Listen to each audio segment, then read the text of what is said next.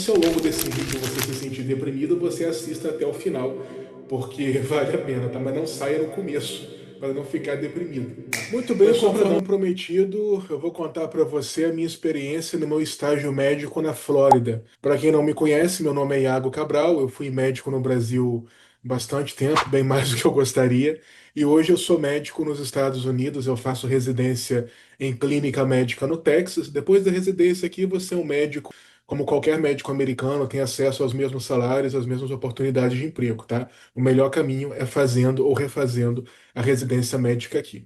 E eu posso te ajudar com isso, vou deixar aqui o link na descrição do vídeo. De qualquer maneira, antes da gente aplicar para residência aqui, a gente faz estágios e provas. As provas você faz no Brasil, os estágios a gente faz para conseguir cartas de recomendação de médicos americanos. Eu fiz um vídeo do meu estágio em Chicago, você pode conferir no meu canal. Esse é o prometido vídeo do meu estágio na Flórida, né? Agora eu tenho que dar um pouco mais de contexto, porque esse vídeo eu demorei para fazer, porque assim, ele começa um pouco pesado, ele começa numa fase bem fundo do poço da minha vida. E na Flórida, realmente, a Flórida me ajudou demais. A Flórida foi terapêutica para mim, por incrível que pareça. Eu achei que eu não ia gostar da Flórida. Então, se ao longo desse vídeo você se sentir deprimido, você assista até o final, porque vale a pena, tá? Mas não saia no começo, para não ficar deprimido, tá? Mas só para dar um pouquinho de contexto, o que que aconteceu? Como eu disse no vídeo de Chicago, no ano que eu fui para Chicago, né, poucos meses antes, eu havia me acidentado, eu quebrei o pé, precisei operar o pé. Eu quebrei o pé de bobeira pisando em falso lá naquelas calçadas traiçoeiras de Copacabana, tive que botar um parafuso, fui muito bem tratado lá na São José. Mas operar pé, botar parafuso, né? Eu tive que passar um monte de plantão, né? Eu voltei a trabalhar até mais cedo do que eu deveria, muito mais. Ortopedista, lá um brilhante ortopedista, excelente, o cara especialista em pé, o Felipe Deloco, lá de Botafogo, no Maitá. Aliás, ele me disse que seria seis semanas assim de muleta. Eu falei, não tem a menor condição de ficar 6 semanas sem trabalhar. Então, assim, isso aconteceu no começo do ano, né? Do ano anterior ao ano que eu apliquei para residência, definitivamente. E me atrapalhou todo. Graças a Deus eu já tinha feito todas as provas, eu já estava certificado, mas eu precisava fazer os estágios, né? E eu queria fazer 2 ou 3 estágios para ter pelo menos 2 ou 3 boas cartas de recomendação americanas. A aplicação ela é em setembro, né? Então tinha até agosto para fazer os estágios. Agosto já fica, quer dizer, agosto para fazer o último estágio, né? Que já fica bem em cima da meta. Isso aconteceu no começo do ano e eu estava até estudando, tentando publicar alguma coisinha de pesquisa. Acabou que eu nunca publiquei nada. Eu estava dando plantão que nem um doido. Eu tinha uma reservinha lá para os estágios e acabou tudo, né? Acabou a reserva, porque, enfim, você tem que ficar parado, você paga o anestesia, você paga a fisioterapia, né? Você não dá mais. Fica um tempão sem dar plantão e as contas comendo soltas. Então lá se foi minha reserva financeira. Eu já não conseguia dar plantão, passava uma visita lá uma vez ou outra. Com 8 dias de operado, eu fui passar visita, né? Aprendi que eu conseguia entubar e puncionar com 2 muletas, me apoiava assim no leito para poder entubar o paciente e puncionar, né? Eu tinha até que conferir se o leito não estava travado mesmo, do contrário, caiu. Eu podia cair com muleta e tudo, e o paciente lá, levar o leito lá para frente. Bem suco de Rio de Janeiro mesmo, né? PJ, como sempre, né? Como todo médico. E aí eu lembro que eu lá na São José, com o pé quebrado, todo estressado, lá de jejum, esperando o plano liberal lá, o leito para mim, se eu ia operar no dia seguinte, se eu não ia.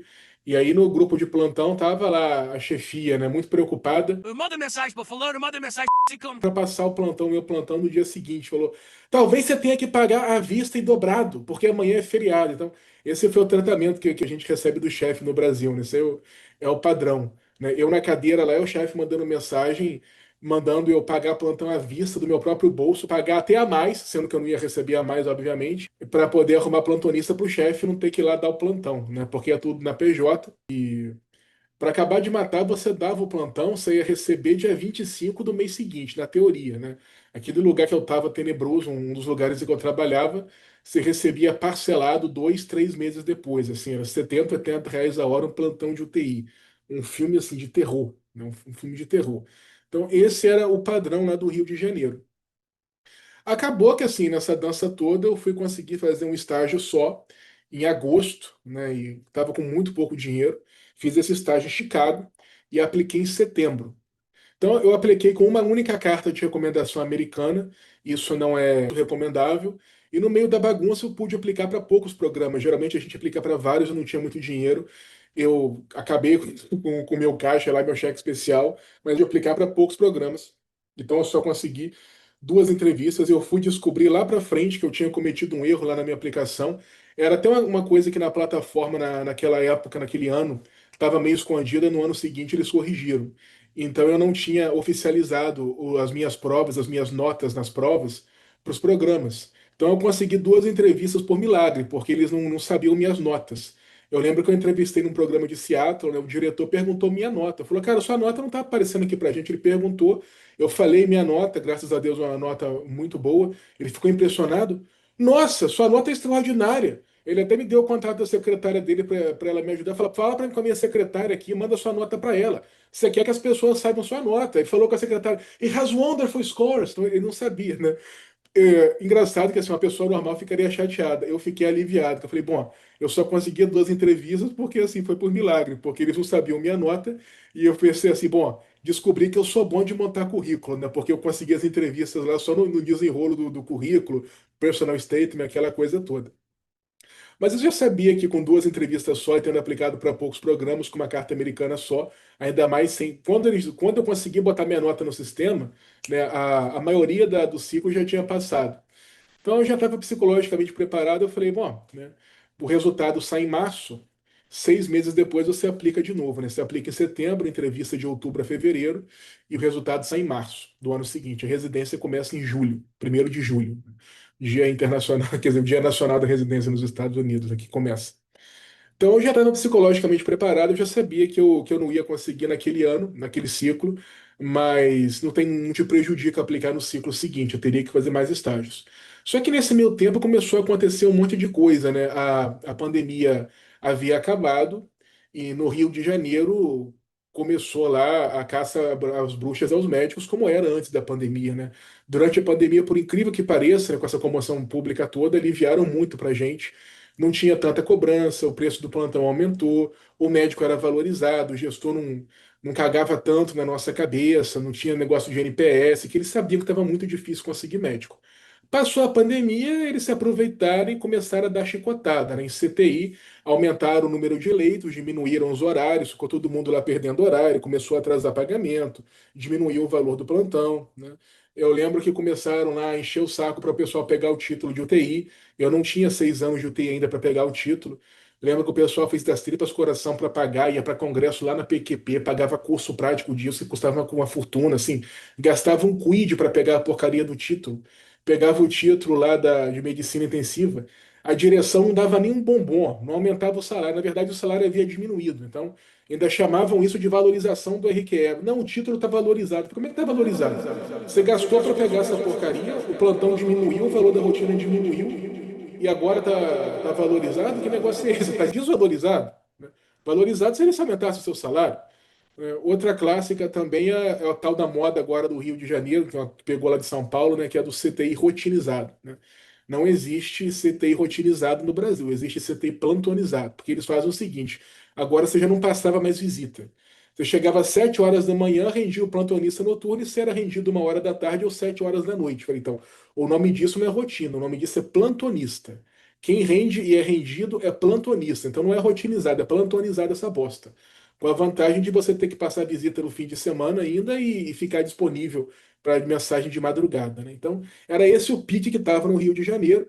Para quem não sabe, para o pessoal jovenzinho já fique sabendo. E fique sabendo também que depois de uns anos de formado, você não aguenta mais fazer porta. Então, lá pelo fim da pandemia, eu já estava com 5, com 6 anos de formado por aí. E eu já estava exausto, eu só fazia UTI na pandemia, teve muita oportunidade. E eu já não aguentava mais fazer porta. Então, no CTI virou essa caça às bruxas, ficou cada vez mais difícil de conseguir plantão, os plantões atrasando, eles pagavam quando eles bem entendiam, diminuíram o valor do plantão e começaram a descer o chicote em cima dos médicos, com metas cada vez mais malucas. Então, aumentava o número de leitos por plantonista, não estava nem aí para RDC mais se é que um dia estiveram e querendo gerar leite a todo custo, internar seu paciente extra-grupo interna de qualquer maneira, e assim vai, naquela coisa suco de Brasil. Quem fala do sistema de saúde americano é porque não conhece o brasileiro. E a essa altura eu já estava lá, não tinha conseguido, como eu imaginei, por causa da, enfim, uma carta só e tudo, eu já não havia conseguido entrar na residência americana, o famoso match. E eu estava lá sem dinheiro, tendo que lidar com essa chuva de merda na minha cabeça, todo endividado.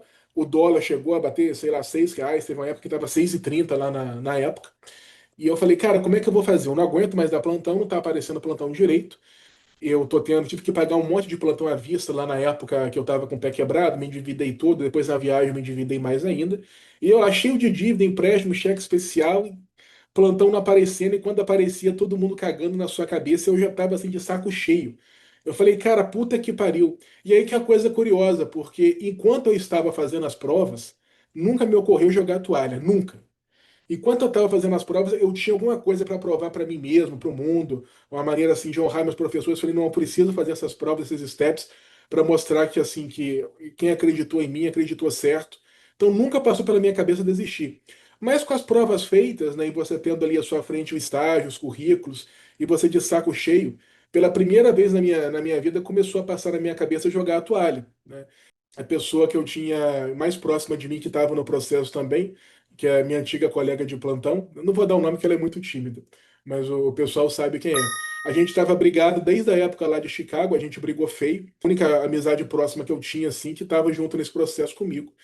E eu tava, assim, numa época bem deprê, né? Porra, a dívida acaba com a gente, né, cara? O sujeito endividado, eu endividado, eu não sou ninguém. Então, endividado, tendo que vender hora que nem um maluco, todo mundo te tratando feito lixo, pagamento atrasado, e no plantão todo mundo cagando na sua cabeça, né? O pessoal da emergência podendo botar pra sair sem indicação nenhuma do CTI, faltando 5 minutos do plantão acabar, e você tendo que pegar muito mais leito do que tinha antes, e girar leito que nem um maluco, e diminuindo seus horários, enfim, aquela chuva de merda que quem trabalha no Brasil tá de saco cheio de saber, e estudante não acredita na gente, né? Estudante acha que a gente inventa isso, né? O tiozão do apocalipse. Vocês vão ver, vocês vão experimentar ainda. Então foi uma fase muito difícil na minha vida. E aí, mais uma vez, um casal de amigos meus muito abençoados, aqui eu não canso de agradecer. Tenho até uma dedicatória a eles no meu livro digital, Por um Punhado de Dólares, né?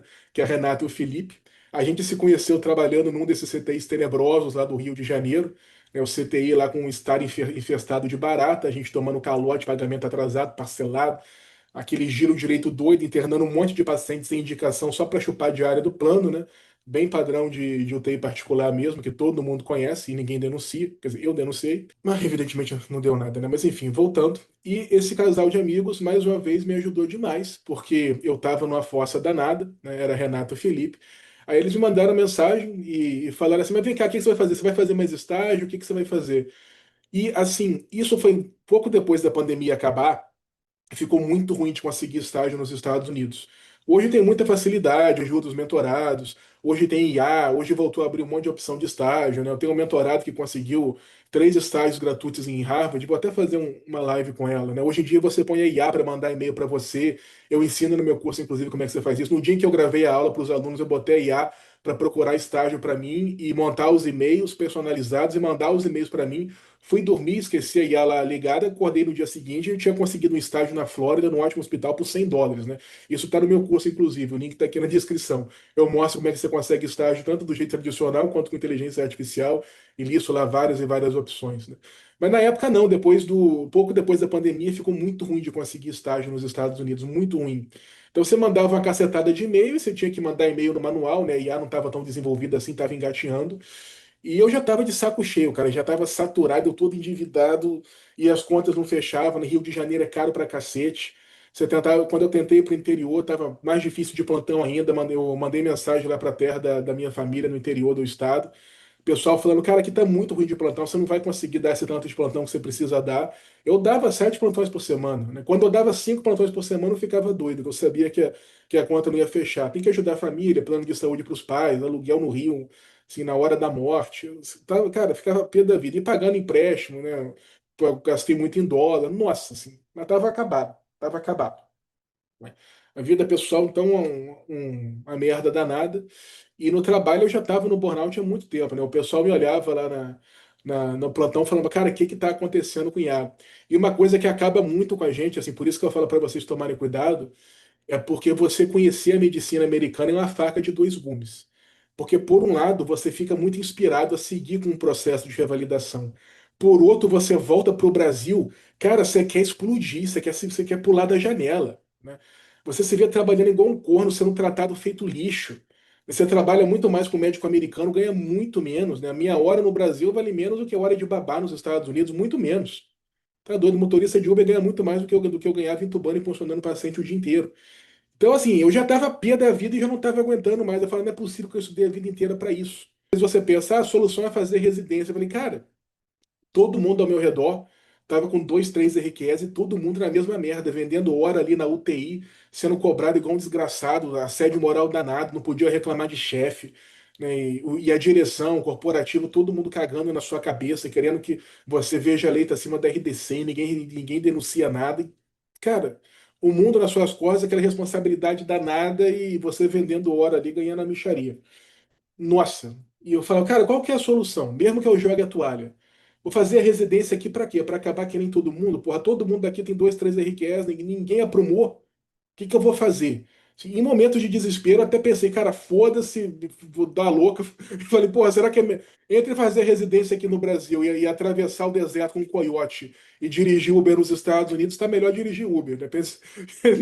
Em momentos muito depressivos, cheguei a pensar nisso. Mas eu já tinha ido longe demais, eu já estava com o diploma revalidado, eu já estava assim, no ponto de sem retorno, né? Eu precisava dar um jeito. E aí eu lembro que eu tava, cara, na época eu só conseguia dar plantão, chegava em casa assim, ficava na cama, pô, paralisado lá, catatônico, esperando a hora do plantão seguinte, porque eu já não estava aguentando mais, era burnout total. E aí eles me mandaram mensagem, esse casal de amigos, e falou, não, a gente conseguiu um estágio ali na Flórida, numa clínica da dor.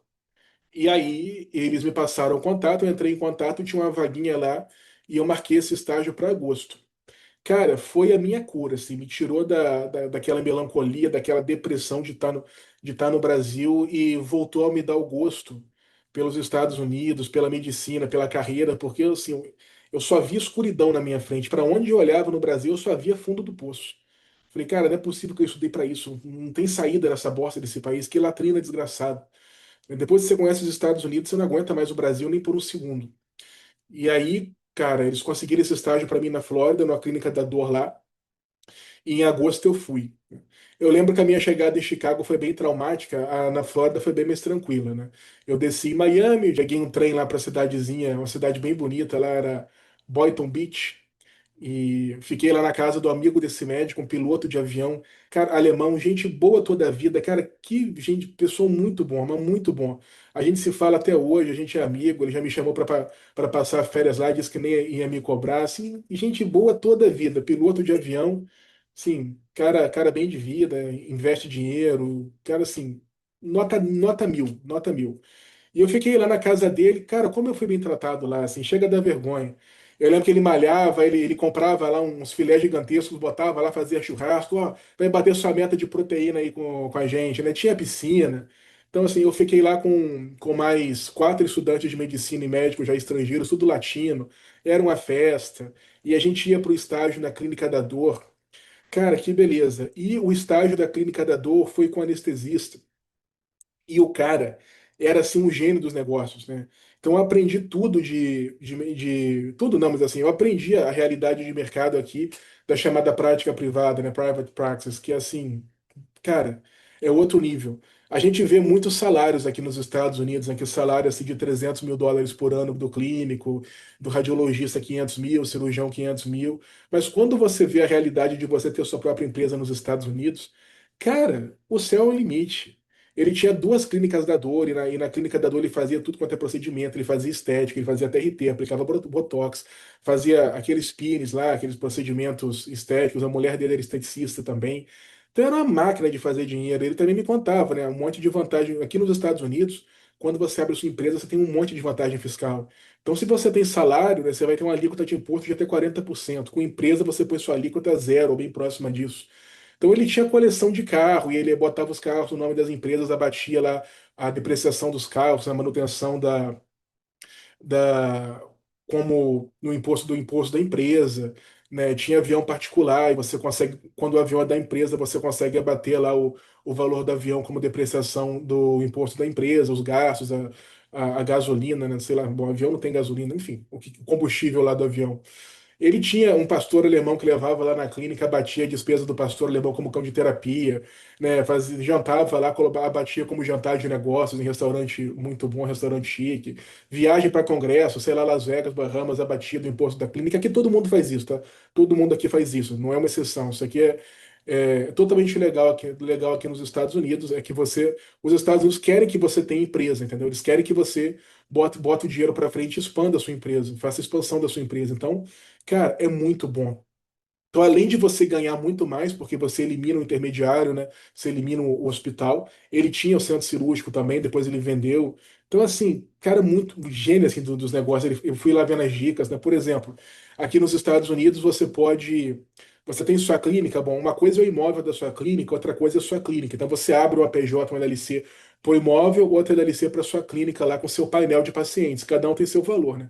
Seu painel de pacientes tem um valor deles, né, que é o equivalente a uma carteira de clientes, e o imóvel da clínica também tem um valor dele.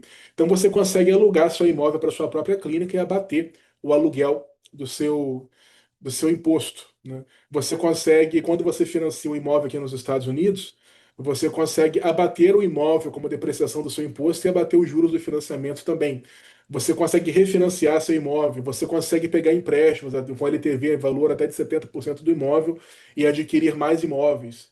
E aí, esses juros desses novos imóveis você abate também. E depois, quando você acaba de depreciar o imóvel, você troca por outro imóvel de valor maior e retoma a depreciação sem pagar ganho de capital. Então, assim, cara, é um país feito para você prosperar, para você dar certo. E também, se você for processado na clínica, esse processo não vai transmitir para o seu imóvel, né? Na Flórida, por exemplo, a sua residência principal, mesmo que ela tenha um valor milionário, não importa. Ela é o seu homestead, sua residência principal, ela não pode ser penhorada. No Texas também não. Então, muito milionário muda a residência fiscal dele, a residência principal dele para o Texas ou para a Flórida. É por isso que o setor imobiliário aqui é tão grande, ele floresce tanto. Porque ele não pode ser penhorado essa casa. Então, assim, cara, vale muito a pena. Então você tem uma série de vantagens fiscais e você tem uma série de meios de alavancar os seus negócios, né? Você pega empréstimo lá em cima usando sua clínica como garantia, seus imóveis como garantia, e você expande sua clínica, abre mais uma clínica, adquire mais imóveis, e você vai abatendo os imóveis, e os juros você vai abatendo também, porque é uma business expense. Cara, nossa. Eu lembro que assim, ao lado da casa dele, ele me levou lá, ele tinha uma garagem com 2 andares de carros colecionáveis. Teve um dia que eu cheguei lá na casa dele e tinha um barco assim, maior do que a casa, parado assim na frente. E ele é muito esperto, né? Falava, mas isso aqui é doutor EC? Eu falei, não, isso aqui é da empresa, ele só me deixa usar. Então eu aprendi muito de proteção patrimonial com ele, né? Ele me contou lá de offshore, que ele já era tão bom de negócio que ele já não pagava mais seguro, né? O negócio dele era tudo offshore. Ele tinha 5 amigos espalhados assim pelos Estados Unidos que eram assim administradores de empresas offshore para ele. Esses amigos eles não se conheciam e essas empresas offshore elas não ficavam em locais que não tinham acordo de reciprocidade com os Estados Unidos. Então, se ele fosse processado, ninguém conseguia tocar no patrimônio dele, nenhuma corte tocava, né? Ele falava assim, ele contando as histórias, falava, ok, sumi, send me a lawyer, né? Porque ele sabia que ninguém conseguia tocar no patrimônio dele, né? Ele era muito esperto. E aí foi aí que eu comecei a enxergar a realidade da medicina americana, né? A parte mais curiosa é que ele e esse piloto são muito amigos, e o piloto me contou, né? Ele falou, não, ele tá ficando esperto para negócio agora. Quem era muito esperto era o pai dele. Ele conheceu o pai desse meu mentor médico, né? O meu amigo piloto, e ele falava, né, que o pai dele era anestesista também, e tinha um ditado que o pai dele falava para ele que eu nunca esqueci, que é assim: Medicine allows you to make just enough money to really make money. Medicina permite que você faça o dinheiro suficiente para você fazer dinheiro de verdade, né? Para você investir de verdade, né? Você se tornar um empresário, investir, né? Para você ganhar ali o dinheiro grosso. Lá ele. E aí eu percebi como era diferente a realidade, porque no Brasil é o seguinte, no Brasil o ditado é o seguinte: a medicina ela fecha duas portas, a da riqueza e a da pobreza. Nos Estados Unidos, não. Medicine allows you to make just enough money to really make money. Então, eu vi toda a diferença, né? Por exemplo, como é que é o esquema aqui nos Estados Unidos? Como é que você escala a sua clínica aqui? Você contrata profissionais intermediários, por exemplo, enfermeiros, né, os nurse practitioners, ou os physician assistants, e eles vão atender com você na sua clínica a ticket pleno, tá? Se você tiver na sua clínica, eles atendem os convênios lá, os insurances a 100% do ticket. Se você não tiver na clínica, se a clínica for independente, é 85% do ticket. Então, só aí você já tem uma margem de 15%.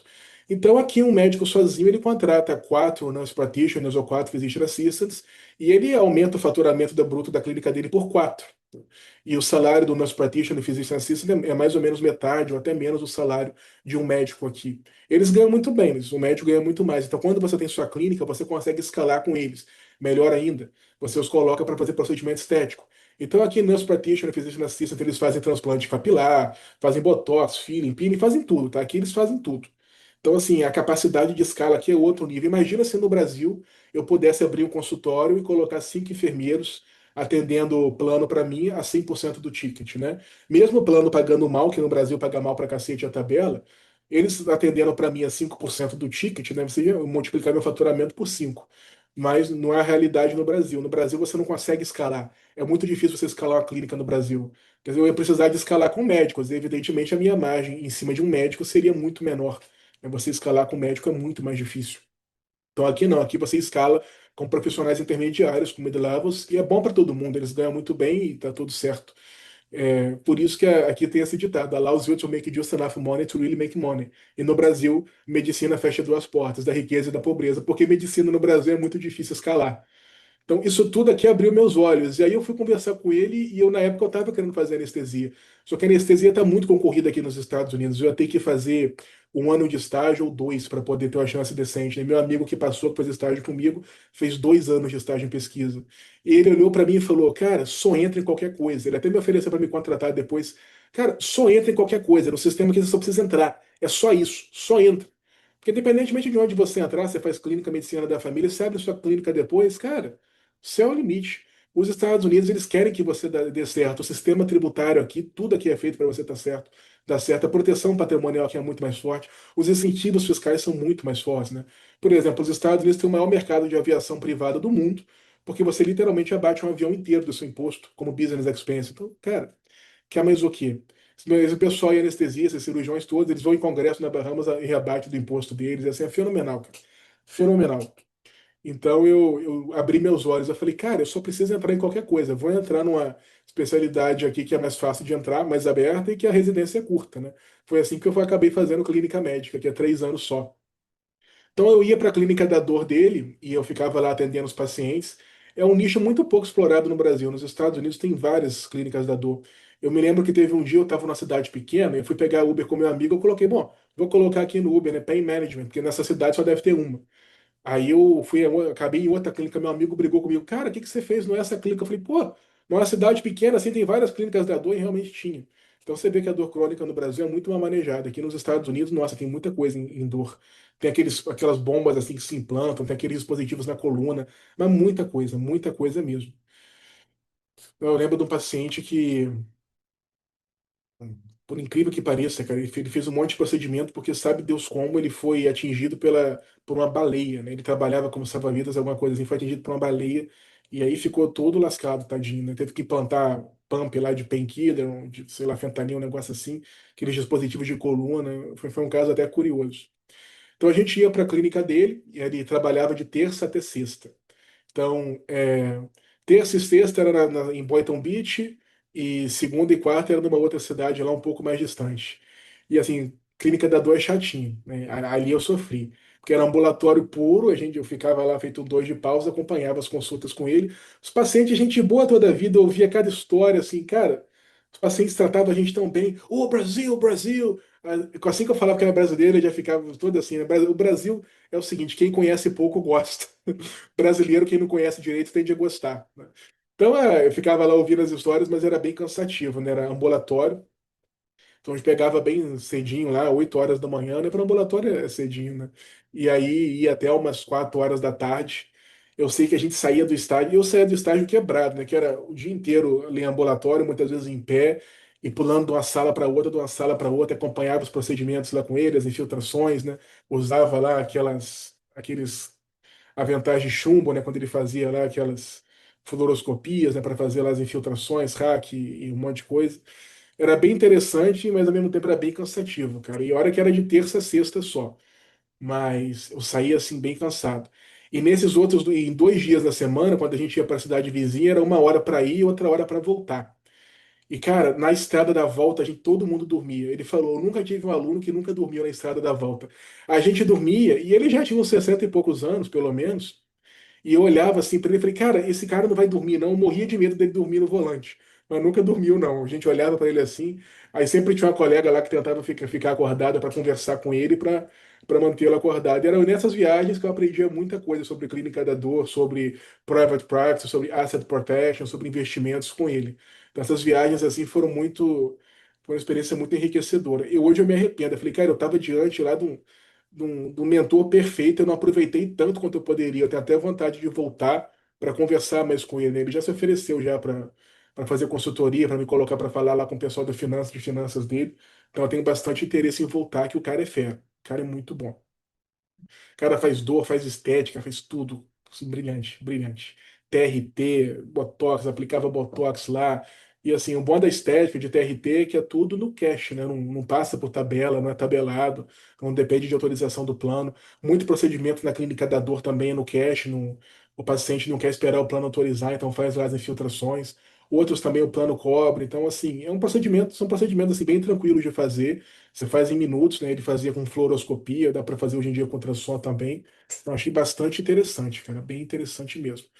E aí, assim, a gente passou um mês lá. Eu gostei muito, assim, gostei bastante. Foi cansativo, mas eu aprendi muito sobre a realidade da medicina americana com ele.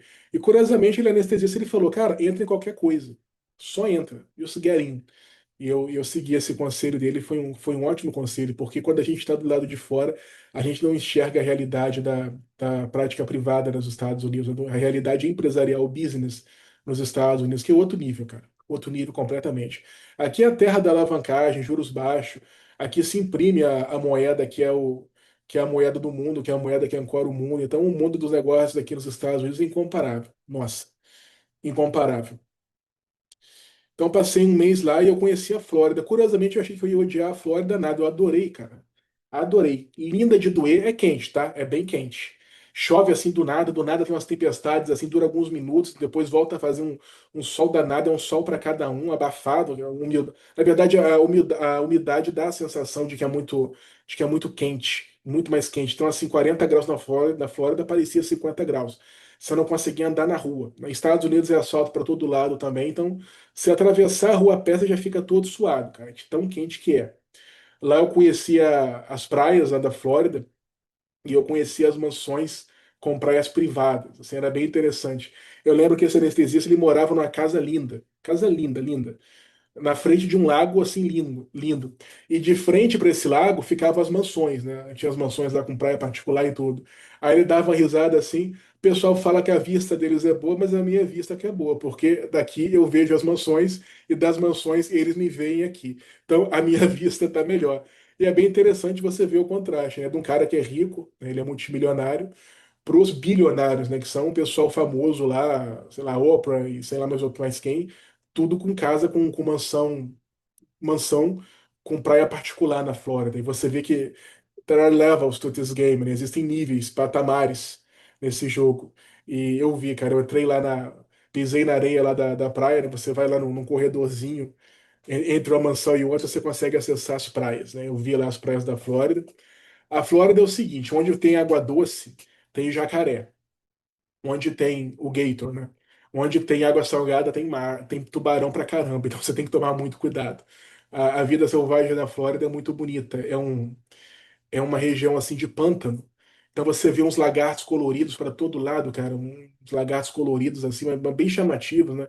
Tem as iguanas, agora tem as pythons também, né, que são espécies invasoras, tubarão, jacaré, e assim, eu achei bem interessante, um gostinho, como se fosse um Brasil que deu certo, né? Um Brasil que deu muito certo.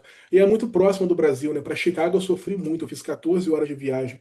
Para Flórida você faz em 8 horas, para Miami. Então, é bem próximo do Brasil. Isso eu achei interessante. O fuso também é bem próximo, 2 horas mais tarde do que no Brasil, tem essa vantagem também.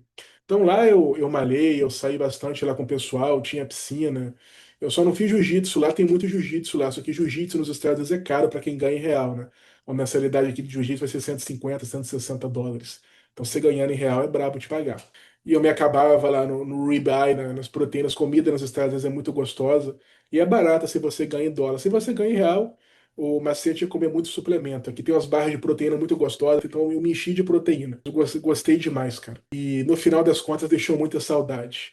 Aquela água toda, das praias, as casas, tudo casa assim com cerquinha branca, o jardim bem cuidado, barco para todo lado e um povo muito simpático, muito acolhedor. Quando eles viam o meu sotaque, assim, você é da onde, né? Na Flórida, geralmente eles reconhecem meu sotaque. No Texas, eles pensam que eu sou russo. E foi uma experiência muito mais agradável do que em Chicago. A minha primeira semana em Chicago foi um pouquinho deprimente, que eu não conhecia a cidade ainda. Depois que eu conheci, eu fiquei mais feliz. Na Flórida, não. Na Flórida foi acolhimento o tempo inteiro. Então eu gostei demais. Gostei demais mesmo. A gente se divertiu demais lá. Deixou muita saudade. Muita saudade. Eu lembro que quando eu fui embora, eu me despedi lá de todo mundo. E no caminho de volta eu cheguei a filmar assim as casas, aqueles jardins, aqueles barcos. Eu voltando assim pro aeroporto, cara, aí bateu uma bad, aí me senti mal. Falei, meu Deus, permita que eu volte para cá, me permita voltar. Não deixa eu terminar meus dias no Brasil.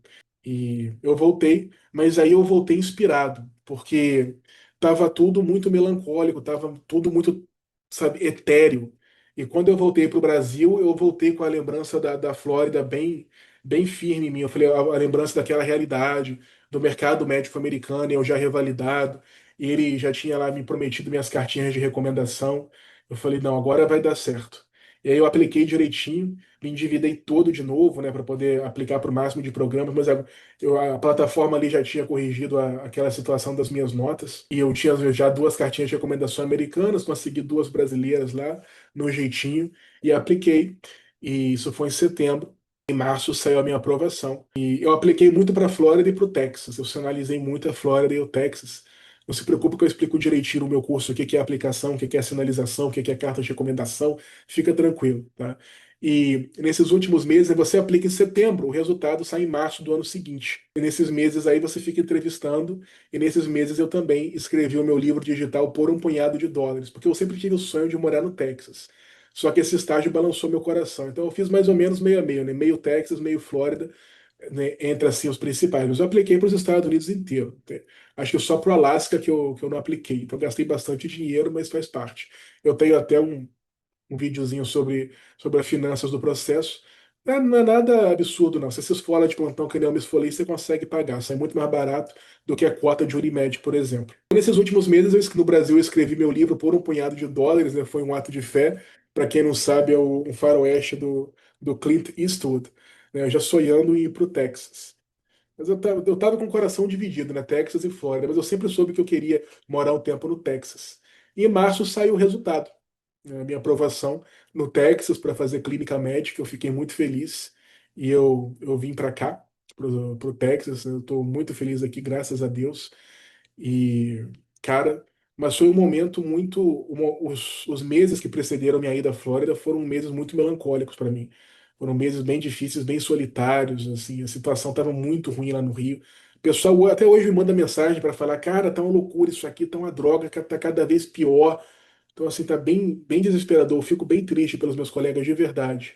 Na pandemia, todo mundo falava, a gente nunca vai esquecer, vocês são heróis, né? A gente se esfolando para cobrir escala na pandemia, arriscando literalmente a própria pele, né? Colega que pegou Covid ficou todo lascado, colega que faleceu.